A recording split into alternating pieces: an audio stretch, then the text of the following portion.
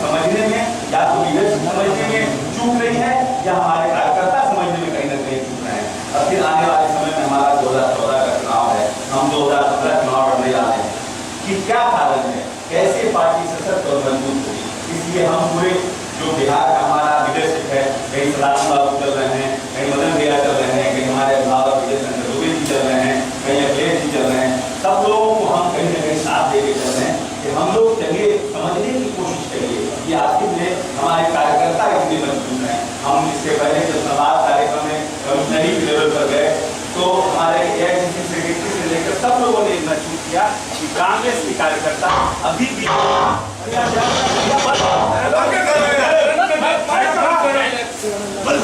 हमारे कार्यकर्ता इतने सजग, मजबूत और धारदार हैं।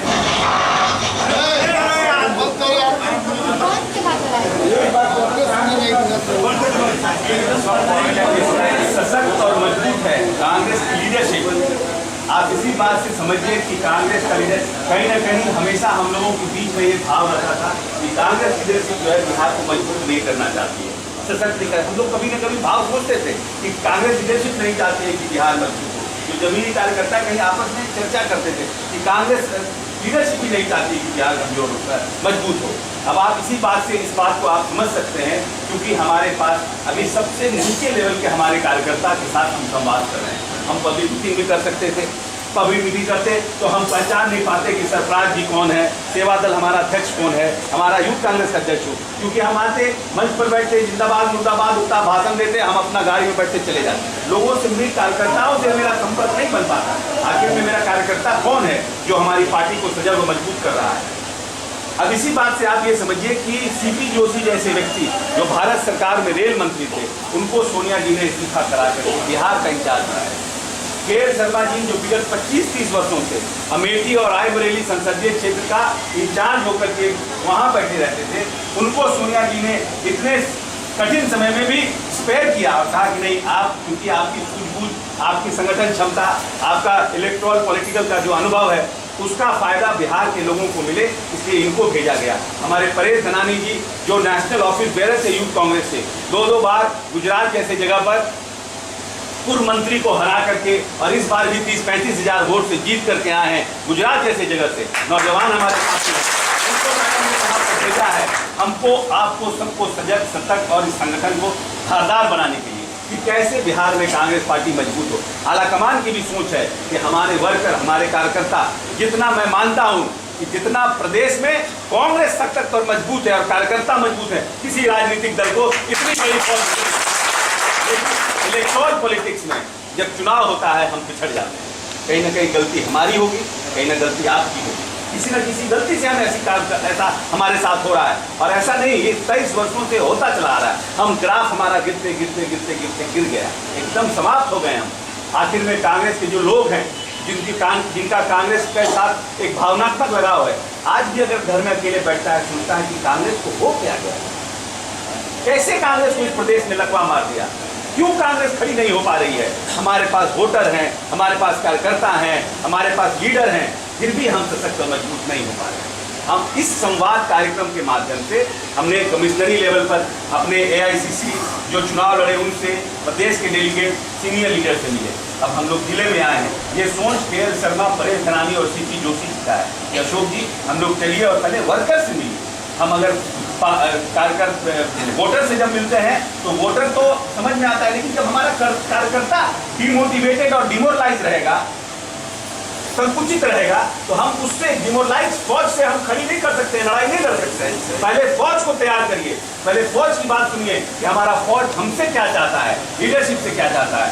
इसलिए हम लोगों ने संवाद कार्यक्रम का ये कार्यक्रम हम लोगों ने शुरू किया है। कल से हम लोग आरा बक्सर करते हुए हम 27 हो जाएंगे। पूरे बिहार में हम लोग जिला को घूमने के बाद उसके बाद हम लोग हर 10-15 जगह पर आम सभा का आयोजन करेंगे। उसके बाद नवंबर एंड दिसंबर 1st वीक 2nd वीक में हम लोग बड़ा कार्यक्रम करना चाहते हैं गांधी मैदान में, उसकी हम लोग तैयारी कर रहे हैं। जो भी बात है खुल के आप लोग बात करिए, जितना भी बात हो सकता है, लेकिन शिकायत कम करिए, क्योंकि कांग्रेस पार्टी में शिकायत की परंपरा है। कोई आपको ये नहीं कहता है 5 महीनों में कि हमने खास सुरक्षा पर, प्रखंड अध्यक्ष ये कर रहे थे, हमने उसमें ये किया, कोई नहीं कहता। प्रखंड अध्यक्ष नहीं कर रहे थे, इधर में बेईमान है, डेलीगेट बीमार है, शिकायत का ही माहौल है। ये बंद करना होगा, इसको समाप्त कर। अगर कांग्रेस को सशक्त मजबूत करना चाहते हैं, जब पार्टी रहेगी तो हमारा भी इज्जत रहेगा, आपका भी इज्जत रहेगा। हमारा कोई इज्जत नहीं, आपका भी कोई इज्जत नहीं। इस जगह पर आप लोग तो गौरवशाली हैं, आप लोगों को बधाई देते हैं कि इस कठिन परिस्थिति में भी आपने इसमें लोकसभा में कांग्रेस के परचम को आप लोगों ने मजबूती के साथ फहराया। लेकिन फिर भी ये बड़ा कांग्रेस के लिए, जहां बाबू जगजीवन राम का रहा, मीरा जी रही, बड़े बड़े यहाँ त्रिवेदी जी, जगनारायण त्रिवेदी जी का रहा पूरा इलाका, यहाँ अच्छे अच्छे लोग रहे कांग्रेस का। हम जानते हैं यहाँ पोटेंशियल है, हमको 2015 में भी यहाँ से सीट चाहिए, उसके लिए हम लोगों को तैयारी करनी है। कैसे 2015 में हमारा सीट यहाँ से निकल करके आए? 2 साल का समय बहुत कम होता है, 2 साल का समय बहुत कम है हम लोगों को विधानसभा जीतने के लिए। इसलिए हम लोग सब लोग आए हैं, हमारा पूरा का पूरा लीडरशिप यहाँ बैठा है। हम लोग आप लोगों के साथ चर्चा परिचर्चा करने आए, समझने आए हैं कि हमसे क्या गलती हो रही है जो आप हमको अडॉप्ट नहीं कर पा रहे हैं, और वो वर्कर में हमारा वोटर में बात नहीं जा पा रही है। कहीं ना कहीं हमारा लीडरशिप अच्छा है, हमारा प्रोग्राम इतना अच्छा है। हम लोगों ने UPA 1 UPA 2 में आपको इस प्रदेश को 90,000 करोड़ रुपया कांग्रेस आला कमान ने इस प्रदेश में दिया। आज सत्ता पक्ष के लोग कह रहे हैं कि GDP ग्रोथ इतना हो गया। आखिर इस GDP ग्रोथ में रोल किसका है? किसने GDP ग्रोथ बढ़ाने में महत्वपूर्ण भूमिका अदा की? किस पार्टी ने, किसका विचारधारा था? NDA के शासनकाल में इस प्रदेश को कितना पैसा मिला? महत्वपूर्ण पद पर नीतीश कुमार जी काबिज थे। आप आंध्रा, आप RTI, आप लोग पढ़े लिखे लोग RTI निकाल के देखिए कि जब NDA के शासनकाल में आंध्र प्रदेश को कितना पैसा मिला, चंद्रबाबू नायडू ने कितना पैसा केंद्र सरकार से ले गए। जब नीतीश कुमार मंत्री थे तो बिहार को उन्होंने क्या दिलाया? और जब UPA की सरकार आई, हमारी सरकार है नहीं, हमारे राष्ट्रीय अध्यक्ष ने कहा था प्रदेश में कि सरकार हमारी बने ना बने, लेकिन मूलभूत संरचनाओं के विकास के लिए हम संकल्प हैं और हम बिहार के विकास को आगे ले जाएंगे। और 90,000 करोड़ का राष्ट्रीय अध्यक्ष ने इस प्रदेश को दिया। अभी भी आप इस वित्तीय वर्ष में पूरे देश के एलोकेशन का 25% इंदिरा आवास का पैसा बिहार को मिला है। सबसे ज्यादा पैसा बिहार को, इस प्रदेश को मिला है। प्रधानमंत्री श्रम योजना में पूरे देश का जो केंद्र शासित, हमारा जहां कांग्रेस शासित राज्य है, वहां भी पैसा नहीं मिला है प्रधानमंत्री श्रम योजना का, उससे उत्तर प्रदेश से ज्यादा पैसा बिहार को मिला है। तो कहीं ना कहीं सोच है, कहीं ना कहीं विचारधारा है कि हम बिहार को आगे ले जाना चाहते हैं। और नीतीश कुमार जी फैलाते हैं कि हमसे गठबंधन है। इस पूरे हमारे मानसिकता को, हमारी विचारधारा को, राष्ट्रीय अध्यक्ष की विचारधारा को ये लोग संकुचित कर रहा है कि हमसे गठबंधन चाहते हैं इसलिए पैसा दे रहे हैं। मतलब हम नीतीश कुमार के मुंह में तो पैसा दे रहे हैं, बिहार की जनता के। ये सब बात को काटने की आवश्यकता है जनता के बीच में जाके। ये हमारा विचारधारा था। सोनिया जी ने बहुत पहले आकर के विधानसभा चुनाव में कहा था, ये सब बात का भी प्रचार प्रसार करना है। खाद्य सुरक्षा बिल, इतना बढ़िया बिल हम लोगों के राष्ट्रीय अध्यक्ष ने लाया। भूमि अधिग्रहण बिल लेकर के आए।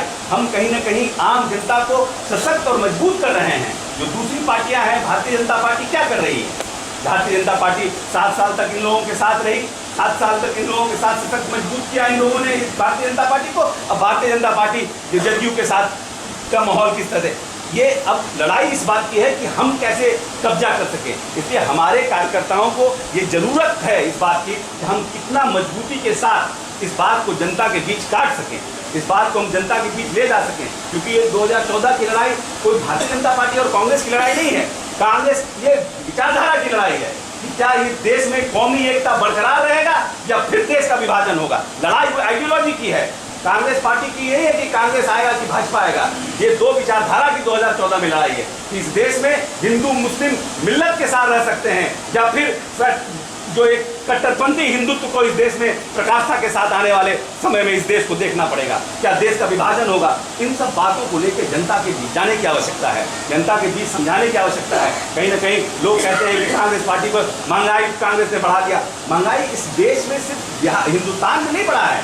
अगर आप पूरे विश्व के माने, पूरा विश्व मंदी के दौर पे चल रहा है। अगर आप देखिएगा तो सब जगह महंगाई अपनी प्रकाष्ठा पर है, सिर्फ भारत में ही नहीं है। लेकिन फिर भी कांग्रेस पार्टी का प्रयास है, इतनी महंगाई होने के बाद भी, इतना परेशानी होने के बाद भी, ये हमारा आइडियोलॉजी था, ये सोनिया गांधी का विचार था कि खाद्य सुरक्षा बिल इतने परेशानी के बाद भी लाया गया। किसके लिए लाया गया? उस आम जनता के लिए लाया गया जो कांग्रेस को आज तक इतने सालों से इस देश में सशक्त और मजबूत करता रहा है। इसलिए हम सभी साथियों की आवश्यकता है कि 2014 की लड़ाई को मजबूती के साथ हम लोग अपने आपस में विचारधारा के साथ इसको रखें और 2014 की लड़ाई मजबूती के साथ करें।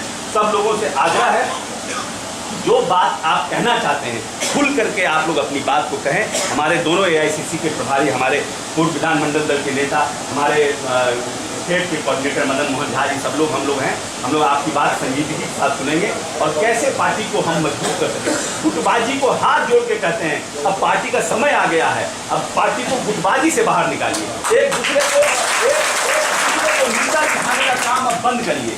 जब तक आप एक दूसरे को नीचा दिखाते रहेंगे, न कांग्रेस पार्टी भी नीचे रहेगी, आप भी नीचे रहिएगा, पूरा इस स्टेट का लीडरशिप नीचे ही रहेगा, ऊपर नहीं आ सकता है। इसलिए हम हाथ जोड़ के आपसे निवेदन और आग्रह करने आए हैं, अब गुटबाजी को बंद करिए, जो है उनको सशक्त कीजिए, ताकत दीजिए और उस जगह पर पहुंचने की कोशिश कीजिए जहां से हम कुछ पा सकते हैं। जब पाने की स्थिति हो जाए तब लड़ाई लड़ने का काम कीजिए। अब जब तक हम वहां पहुंच नहीं पाए, बीच में लड़िएगा तो मंजिल हम पहुंच नहीं पाएंगे। मंजिल के पहले ही मार्केट शुरू हो जाएगा। मंजिल तक पहुंचिए, उसके बाद फिर अपने लीडरशिप की लड़ाई लड़िए, तब आपका समझ में आता है। लेकिन मंजिल पहुंचने से पहले लीडरशिप की लड़ाई लड़िएगा तो हम वो मंजिल पहुंच नहीं पाएंगे। इसलिए इन चंद शब्दों के साथ 1 by 1 पहले प्रखंड अध्यक्ष, फिर हम लोग क्या नाम है, जिला के उपाध्यक्ष, फिर महामंत्री, फिर सेवा दल, ऐसे करके सब लोगों से